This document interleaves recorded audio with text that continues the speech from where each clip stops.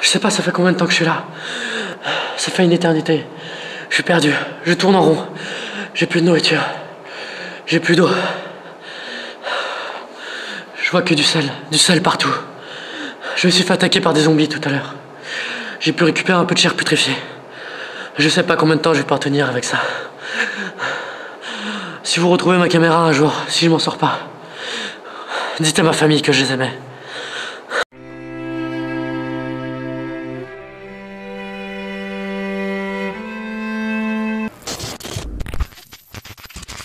Écoute mon vieux, on arrête ces conneries. Baby, can you move around the rhythm so we can get with and jump around and get us a rock and roll round? Let's down, down, body, body, coming with a super hottie. Let's go, real slow, hell no. Baby, can you move around the rhythm? Cause you know we're living in the fast lane. Speed up, it ain't no game. Just turn up all the themes when I come up on the scene. Yep les gens. Bon, aujourd'hui on a la mine de sel de B. Pour ceux qui ont lu la description, vous étiez déjà au courant. Parce que bon, Minecraft in real life, en monde tout pixelisé, ça n'existe pas vraiment. Vous devriez être au courant, je pense. Donc là on est à la surface. On va pas tarder à descendre. Bon, aujourd'hui c'est jour d'inventaire, donc bon, je sais pas exactement ce qu'ils ont à faire, mais je vais être le seul touriste. Donc je vais pouvoir me balader, faire un petit peu ce que je veux. Je vais être en autonomie sous terre, ça va vraiment être cool. Bon, on va se retrouver au niveau du train pour descendre. Bon, apparemment il y a un train qui arrive. Pour tous ceux qui ont peur des petits espaces, ce genre de choses, la mine c'est pas l'idéal. Parce qu'en fait, on va descendre avec ce petit train, avec cette magnifique locomotive électrique jaune là. Donc bon, moi je suis comme un ouf, j'adore ce genre de truc. Donc on va descendre, on va être installé dans ces petits wagons qui sont tout à fait fort sympathiques et qui semblent, malgré leur petite taille, parce que vous voyez, je suis plus grand que les wagons. Donc on va descendre dedans. Donc ce sont des magnifiques wagons façon caravane Airstream. Personne qui doit savoir c'est quoi, donc je vous mettrai une photo. Hein, avec de magnifiques banquettes en bois et avec des petits coussins en cuir fort sympathiques. Donc ça va être génialissime. Bon, moi je pense que la prochaine vidéo que je vous fais, je vais être installé dans un de ces petits wagons. Ça risque d'être un peu bruyant, mais je pense que je vais quand même vous faire un petit morceau de vidéo. Bon bah les gens, on est parti. Je pense qu'il y aura un peu de bruit. Moi en plus je tiens ma caméra à la main, donc ça risque de trembler un peu. Allez, on rentre dans la mine.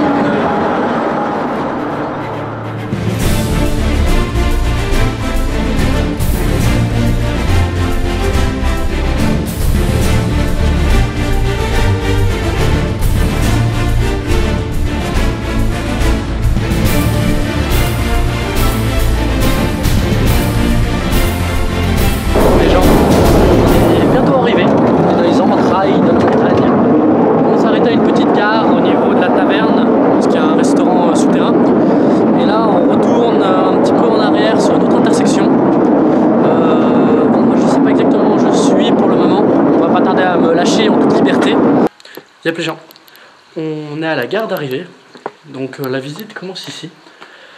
On vient de parcourir plus de 1600 mètres dans ce magnifique tunnel qui est derrière moi. Je ne sais pas si vous le voyez bien, comme vous le savez, si vous avez regardé plusieurs vidéos, ma caméra n'est pas adaptée aux environnements à faible luminosité. D'ailleurs c'est pour ça que j'ai mon magnifique projecteur qui m'éclaire là. Bon, la visite fait à peu près...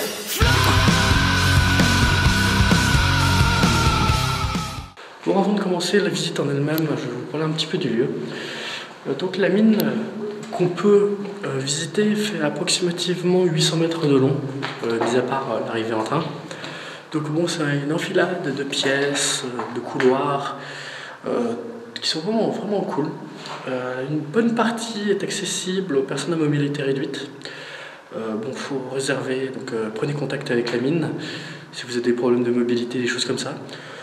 L'endroit est vraiment cool, donc vous pouvez venir aussi bien avec des enfants, trop jeunes de notre âge, ou même en étant plus âgés, parce que c'est vraiment cool, il y a beaucoup d'explications. En plus c'est un des rares endroits où les objets, je crois pas qu'on a vraiment le droit d'y toucher, mais si vous avez envie de toucher la roche, vous pouvez gratouiller et tout.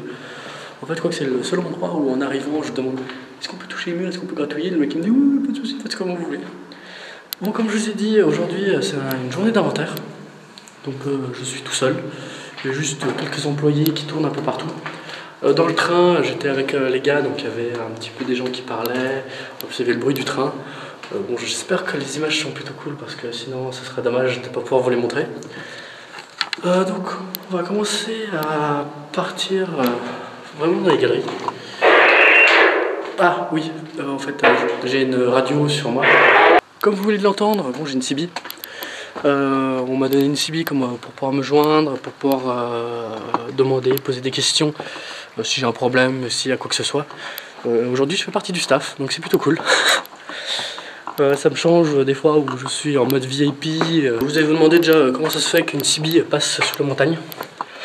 En fait, il y a des lignes au niveau des rails qui permettent de communiquer avec les CB entre toutes les pièces, entre la partie touristique ici et la partie exploitation qui se situe à peu près 2 km plus loin dans la montagne, par là-bas. Et la sortie de la montagne, donc les installations externes qui se situent à 1 km 600 par là-bas, en dehors de la montagne.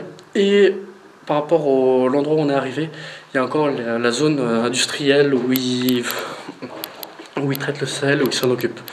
Donc ça permet de communiquer entre tous ces endroits, et moi ça me permet de pouvoir signaler s'il y a un problème, s'il y a quoi que ce soit. En plus, bon, comme je viens de vous dire, c'est encore exploité actuellement. Ce qui fait que c'est la seule mine qui est actuellement exploitée en Suisse, d'après les informations que j'ai. C'est très étrange de sentir une odeur de fondu au centre d'une montagne. Ne me posez pas pourquoi, ne me posez pas la question, mais je sens une odeur de fondu. Bon, en même temps, il est à peu près midi, parce qu'on n'a à peu près aucune notion de la réalité quand on est sous terre. Parce que globalement, vous venez ici à minuit, à 5 h du matin, à 4 h de l'après-midi, il y aura toujours le même éclairage. On a 450 mètres sous le sol, il n'y a pas de lumière. Là, je suis actuellement dans le colimaçon, qui est une partie qui descend en spirale. En fait, globalement, par rapport au sens de visite, elle monte. Parce que là, je suis à peu près à 20 mètres au-dessus de la gare, je dirais, la gare d'arrivée. Et en fait, cette partie monte en colimaçon et en fait rejoint des couloirs et des escaliers qui correspondent à l'ancienne mine, les parties les plus anciennes. Parce qu'en fait, dans une mine, on commence du haut et on descend. Parce que globalement, là, vous pourrez vous dire, on creuse juste tout droit et voilà, on peut monter après et tout. En fait, non. Parce que dans les mines, il y a un truc, une chose très dangereuse, qui s'appelle le grisou. Le grisou, sous ce nom relativement rigolo, c'était l'un des trucs les plus dangereux qu'ils avaient dans les mines à l'époque. En fait, c'est du méthane qui se libère dans la roche. C'est du gaz naturel, comme quand on exploite du gaz, du pétrole, tout ça. Ça se situe sous la terre. Et en fait, dans les mines, il y a ce gaz qui se propage. Et en fait, c'est un gaz qui est plus léger que l'air, et donc il monte. Et du coup, on commençait par le haut. Par exemple, en fait, cette pièce, elle descend en colimaçon, et en fait, ils l'ont creusé dans cet ordre, comme ça. Les escaliers, c'est pareil. En fait, c'était un travail très éreintant, parce qu'en fait, fallait creuser en dessous de toi. Au-dessus de toi, déjà, c'est fatigant, mais en dessous, t'imagines même pas la difficulté que c'est. Vous posez peut-être la question pourquoi je suis moins équipé tout d'un coup. Parce que moi dans le wagonnet j'avais toutes mes affaires, tout ça. En fait ça fait à peu près 3 heures que je suis là. J'ai déjà pris pas mal de photos, je me suis baladé, j'ai fait mes repérages. Et donc ça fait pas mal de temps que j'ai posé mon matériel. J'ai juste gardé ma gourde, ma lampe, 2-3 accessoires pour la caméra sur moi. Du coup je suis un peu plus léger. D'ailleurs on est juste au-dessus de la gare d'arrivée. Moi je vais, étant donné que ça fait un moment que je suis là, je vais certainement grignoter. D'ailleurs, j'ai une petite anecdote sur le casse-croûte des mineurs. Il y a un truc qui est typiquement anglais, c'est le chausson à la viande. Le chausson à la viande, c'est une sorte de demi-lune globalement, avec un gros bord. Et en fait, c'était un casse-croûte de mineurs. Donc, en fait, les femmes les préparaient avec des pommes de terre, de la viande, tout ça. Et elles le fourraient dans de la pâte. Et justement, elle faisait ce gros bord pour fermer la pâte. Et en fait, l'utilité de ce gros bord, c'est que les mineurs ils mangeaient ça sur le pouce pendant qu'ils travaillaient. Et en fait, dans ces mines, c'était souvent des mines de charbon ou d'argent. Et ce sont souvent des mines qui contenaient du cyanure, des choses comme ça, donc des poisons très toxiques pour l'homme. Et en fait, du coup, ce bord permettait de tenir pendant qu'on mangeait. Et en fait, ils jetaient le bord. C'était pour ça qu'il y avait ce gros bord. En fait, juste pour la vanne, j'avais envie de vous dire que mon sandwich il manquait de sel. Juste pour vous faire une magnifique vanne, du coup, il suffit de gratter le mur pour avoir du sel. En fait, c'est un peu con, parce qu'en fait, les veines sont vraiment disposées en strates. Et en fait, quasiment tous les endroits où nous visitons, là, en fait, ont été exploités par une ancienne méthode où ils inondaient la pièce avec de l'eau douce, et du coup, le sel se dissolvait et allait dans l'eau douce. Mais du coup, je peux pas vous faire une blague de merde où je gratte le mur pour avoir du sel, quoi. Mais quel dommage quoi. Bon, j'avais quand même envie de vous le dire quoi. Mais bon, voilà. Et je voulais aussi vous montrer ma superbe gourde, parce qu'elle est tout simplement géniale. Bon, je viens de regarder un petit peu mes rushs après avoir fait mon casse-croûte et j'ai vu que ça fait un petit peu en mode Cloverfield quoi. On me voit moi et en fait tout reste noir quasiment. J'espère vraiment que vous verrez un petit peu la mine des choses autour de moi, parce que l'endroit est vraiment incroyable. Avec toute cette roche qui a été taillée au plafond, il y a des choses qui s'appellent des fistules. En fait, ce sont des sortes de stalactites de sel. Donc l'endroit est très humide. Bon, en même temps, c'est une grotte, tout ça, bref. Et comme les parois rocheuses sont plutôt fraîches, donc l'humidité se condense dessus, le sel rentre un petit peu dans les parois et du coup, ça fait couler le sel. Et du coup, ça fait des fistules. Bon, je vous mettrai quelques photos de fistules. C'est plutôt marrant. Bon, par contre, le nom est vraiment horrible. Hein. Là, tout de suite, je vais vous faire une petite vidéo satellite sur comment ils creusaient les galeries. Vraiment au tout début et comment ils les creusaient plus récemment. Et je pense que ça doit être à peu près comme ça actuellement encore. Donc voilà, je vous laisse aller voir cette vidéo satellite. Donc comme je vous disais, une partie de la mine est accessible aux personnes en fauteuil roulant. Donc bon, c'est principalement l'exposition, la taverne, ce genre d'endroit. C'est plutôt cool. Tout ce qu'il y a à voir est vraiment très intéressant. Donc, globalement, mis à part la balade où il y avait vraiment toutes les pièces, tout ça, c'est le seul truc qui rate. En plus, il y a un autre avantage, c'est pour tous les parents qui regardent cette vidéo et qui ont des ados boutonneux, même si je sais que c'est plus les ados boutonneux qui vont regarder cette vidéo. Hein. Non, je rigole, vous n'êtes pas tous boutonneux. Bon, pour les parents, je vais vous donner l'avantage ultime de cette sortie. Si votre ado passe sa journée sur son téléphone, vous allez faire des super monuments, des trucs géniaux avec lui et qui s'y intéresse pas du tout parce qu'il est scotché à son téléphone et envoyer des SMS, des snaps, tout ça, bah venez ici. Vous êtes dans la montagne, c'est une sortie géniale et il n'y a pas de réseau téléphonique. Donc vous serez au calme, il sera obligé de participer. Donc ouais, c'est plutôt cool. Surtout que l'endroit est vraiment très intéressant. Donc en plus, vous avez le vin de la région. Une partie de vin de la région qui est conservée dans une cave ici. J'espère que vous le voyez. Après, il y a un autre avantage. C'est qu'en fait, en été et en hiver, peu importe la saison, la température est la même dans une mine. Dans une mine ou dans une grotte, peu importe. Il fait à peu près 18 degrés toute l'année. Ce qui en été est plutôt rafraîchissant, donc c'est cool. Et ce qui en hiver, est plutôt réchauffant, ça se dit pas vraiment. Mais du coup, il fait bon. Il fait vraiment bon toute l'année. Donc moi je suis juste avec mon petit pull. On m'a conseillé. D'ailleurs, oui, je suis juste avec mon petit pull. En fait, je suis venu avec ce pull, un pull à fermeture éclair, ma veste. Et j'avais même pris un t-shirt au cas où, parce qu'on m'a dit oui, venez bien habillé, il fait frais, vous risquez d'avoir froid. On me dit ça, il fait 18 degrés dedans, alors que dehors il fait moins 5. On se les pèle. C'est un truc de fou furieux comme il fait froid dehors. En plus, je pense que je vous ai mis 2-3 photos de l'extérieur. Quand je suis arrivé, en fait, il y avait du givre absolument partout. C'était l'apocalypse. Et du coup, quand je suis arrivé dans la mine, je me suis dit, oh, putain, il fait chaud, il fait bon, c'est cool, quoi. Alors que l'été, s'il ferait 30 degrés dehors, ici, il ferait bon frais. Donc moi, je vous dis, c'est la sortie ultime, cet endroit. C'est vraiment génial. En plus, c'est le colimaçon. C'est pas une partie obligatoire de la visite, mais moi je vous conseille de le faire parce que si vous êtes là, c'est bien de tout voir. Surtout que bon, la visite n'est pas énorme, vous en avez pour à peu près 1h45 si vous regardez vraiment tout en détail. Donc faites le colimaçon, c'est vraiment sympa. Il y a plein de petits demi-étages avec des explications, des choses, des galeries qui partent un peu dans tous les sens à voir. Donc c'est vraiment cool. Bon, normalement, par là-bas, vous aviez un passage en fait qui descendait sur un escalier de 70 marches taillé dans la roche. C'était le seul vrai escalier qui était dans le parcours touristique avant, mais je crois qu'ils l'ont fermé. Je crois qu'ils veulent le restaurer, faire des travaux, quelque chose. Je ne sais pas exactement pourquoi. Mais bon, je vais quand même vous le montrer tout à l'heure, parce qu'il est vraiment cool. Moi, j'ai la possibilité d'y aller, j'ai la possibilité d'aller à peu près où je veux dans les parties touristiques. Pas dans les autres parties que je vais vous montrer tout de suite. Ça sert à rien que j'y aille, car il n'y a pas de lumière, de toute façon. Donc... je sais plus si je vous l'ai déjà dit, mais en fait une mine on la creuse du haut vers le bas parce que pour une raison relativement simple, c'est qu'en fait le grisou qui est un gaz relativement dangereux, mais je vous reparlerai tout à l'heure du grisou, est un gaz qui est plus léger que l'air et donc il monte, et donc si on creuse du haut vers le bas, naturellement il va sortir ce gaz. Du coup il y a toute cette partie qui est une partie que vous pouvez découvrir uniquement sur réservation. qui est la partie la plus ancienne. Et en fait, vous pouvez faire un trek souterrain. Donc ça dure 3 heures. Vous partez de la partie du début. Là, vous marchez dans la forêt à peu près une demi-heure pour arriver à ces entrées-là. Ou celle-là, je sais plus parce que j'ai pas eu la possibilité de le faire. Et vous découvrez toute cette partie. Et ensuite, vous finissez en descendant cette partie, cet escalier. C'est le grand escalier. Et cet escalier, il fait 780 marches, quelque chose comme ça. Ça doit être vraiment quelque chose d'incroyable à voir. Parce que bon, moi, j'ai pu le voir le bas.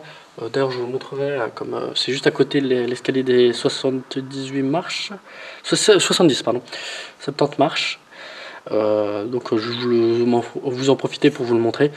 Le début, de toute façon, vous verrez un long couloir noir qui monte. Et en fait, vous verrez, les marches, elles sont vraiment taillées vraiment bien. Et vous vous dites que les gars, ils ont creusé vers le bas. C'est vraiment un truc de fou furieux. C'est pour des raisons de sécurité, c'est obligatoire. Parce que sinon, si vous creusez l'escalier en montant, globalement, le gaz qui est dangereux va s'accumuler en haut. Et c'est ultra dangereux. Donc voilà. Donc bon, nous sommes dans cette partie-là. Le colimaçon, c'est ce magnifique cylindre. Globalement, toutes les parties visitables intéressantes sont ici. Donc il y a toutes les salles que je vais vous montrer juste après. Je ne vais pas vous les expliquer tout de suite. Il y a le grand couloir qu'on a fait en train. Moi je suis rentré directement par l'entrée 1, qui est l'entrée du train, parce que j'étais avec les membres du staff, avec du matériel, tout ça. Mais à la sortie, je vais m'arranger pour vous montrer la salle 3 et 4, donc les points d'accès à la mine pour les visiteurs, qui sont vraiment des salles cool, parce que bon, je suis déjà venu, donc je me souviens comment c'est, et c'est vraiment ultra cool. On va se diriger vers l'escalier qui est là-bas. Bon, on va passer le petit portillon qui mène à l'escalier, avec le magnifique panneau interdiction de passer. Ouais, je suis un gros thug. Bon, j'ai le droit d'y aller, je vais demander. Parce que bon, c'est le seul escalier qu'on peut facilement accéder, facilement voir. Et ça valait la peine de vous montrer. Parce que c'est vraiment un escalier qui est très raide. Alors, en plus, bon, c'est une zone qui est un peu plus basse. En plus. D'ailleurs, une chose que j'ai trouvé amusante quand j'ai fait mes repérages, c'est qu'en fait, ce mur, il est parfaitement taillé. En fait, il y a des arcs de cercle. Je sais pas si ça a dû être fait à la machine ou je sais pas trop. Mais ce côté, en fait, le mur est quasiment brut. Je sais pas pourquoi. Donc voilà. Si vous êtes grand et que vous venez dans la mine, faites attention à votre tête. C'est un petit peu comme au château de Chillon. Ils n'avaient pas vraiment pensé qu'il y a de grandes personnes qui allaient venir. Les mineurs ne sont pas vraiment connus pour être très grands en plus. Là, si je dis pas de conneries, ça va être une galerie qui est condamnée. Et on arrive au niveau des 2 escaliers. Donc le bas, on est en bas de l'escalier, du grand escalier, celui qui fait 780 marches. Et on est en haut de celui qui en fait 70. Normalement, il va retourner dans la visite, vous pourrez le revoir prochainement. De toute façon, il prévoit des grands travaux, donc certainement après, vous pourrez de nouveau y accéder. Donc cet escalier, il est là. Donc pour vous donner une idée, bon, je ne voyais pas très bien, mais la petite lueur au bout, elle est à peu près à 20 mètres plus bas, je dirais. Et 20 mètres plus bas et à peu près 10 mètres plus loin. En fait, l'escalier est ultra raide. Je vais commencer par vous montrer vite fait le bas du 780 marches. Qui est à être là. Donc oui, c'est la porte tout à fait fort sympathique qui est glauque, qui est là derrière moi avec le petit rebord. Bon, j'en profite tant que je suis en bas de cet escalier pour vous donner une information plutôt importante. C'est que depuis tout à l'heure, je marche un petit peu, je marche pas vraiment vite, je fais pas vraiment un sport extrême, mais je suis plutôt essoufflé parce que bon, on est dans une mine, on est sous terre, il n'y a pas de plantes, il y a des courants d'air. Et justement, l'aération de la mine est quasiment 100% naturelle. En fait, elle a été faite pour qu'il y ait un courant d'air naturel qui se forme et qui renouvelle l'air. Que ça chasse également les gaz, les choses nocives qui sont présentes dans la mine, les poussières, tout cela. Et du coup, l'air est quand même bien renouvelé. On sent le courant d'air ici, par exemple, qui vient justement du grand escalier. Du fait que c'est lui qui est raccordé au plus de connexions des cheminées d'aération. Et pareil, dans le tunnel du train, on sent un grand courant d'air, comme c'est le chemin le plus court pour retourner à la liberté, le courant d'air il se forme naturellement. Mais comme on est dans une mine souterraine, il y a des gens qui y respirent, en plus il y a des choses qui s'oxydent, donc ça prend de l'oxygène en plus, du coup on est facilement essoufflé je trouve. Pourtant je suis relativement sportif et je fais pas un effort surhumain, je porte ma caméra, ma gourde et de conneries, donc c'est pas ça qui va m'exténuer normalement, mais c'est vrai que j'essouffle court, c'est plutôt éprouvant je trouve. Donc moi j'aime bien. Alors, bon après je trouve ça cool parce que bon, je suis un petit peu fifou dans ma tête. Mais les gens qui sont claustrophobes, c'est quelque chose qui va pas aider. Donc moi je vous le déconseille vraiment si vous êtes claustrophobe ici. Vous allez avoir le souffle court naturellement. En plus de votre sentiment d'oppression, du fait qu'on est sous la terre. C'est pas forcément très grand, même s'il y a des salles qui sont très grandes. Bon, après pour les autres, paniquez pas. L'endroit est vraiment hyper cool. C'est pas vraiment dangereux, non, pas du tout, c'est fait pour quoi, c'est une zone touristique quoi. Bon, on va attaquer la descente de cet escalier de 70 marches qui est dans le noir total. J'aurai juste ma caméra et mon projecteur. Le problème c'est que comme l'escalier est très raide, j'ai peur que ma caméra et mon projecteur frottent contre le sol, contre le plafond pardon. Bon les gens, je fais une petite pause dans l'escalier de la mort. Non je déconne. En plus c'est l'un des plus petits qu'il y a dans la mine. Pour vous montrer vite fait les marches en fait, qui sont taillées dans la roche. Car elles sont vraiment magnifiques, elles sont super bien faites. Donc c'est vraiment des marches qui sont taillées dans la masse. Je sais pas si vous les verrez bien. Mais en fait bon, l'escalier est plutôt raide. Donc, je suis en train de reculer, un escalier ultra raide, à peine éclairé. Mais c'est vraiment super impressionnant. Parce qu'on voit bien toute la roche taillée, tout cela. Bon, en plus on est aux 3/4, on est bientôt en bas. Bon, je viens d'arriver en bas de l'escalier des 70 marches, qui a été taillé en 1822. Et oui, il est très très ancien cet escalier. Bon, du coup on est de retour au niveau de la gare principale globalement. Donc voilà. Et en plus, entre temps, il y a un train qui a débarqué. Regardez, il est tout chouki. Ils sont tout mignons les trains. Bon, je vois pourquoi ils bip. J'espère qu'il se passe rien. En fait, je me suis toujours posé une question quand on voyait des mines, des photos de mines, ou dans Minecraft, ou dans la vraie vie, il y a toujours des poteaux en bois qui soutiennent la montagne. Bon, je suis d'accord, le bois c'est solide, c'est tout ce que tu veux, mais comment voulez-vous que si ça s'effondre, les pauvres poteaux en bois comme ça peuvent nous sauver la vie? Je pense que ça peut juste éventuellement nous permettre de nous sauver, mais je pense pas que ça nous sauverait la vie quand même.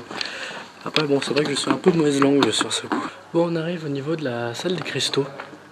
Donc la salle des cristaux, c'est une sorte de musée où il y a pas mal de pièces qui retracent l'histoire de la mine, avec bon, aussi des minéraux, des échantillons, c'est vraiment cool.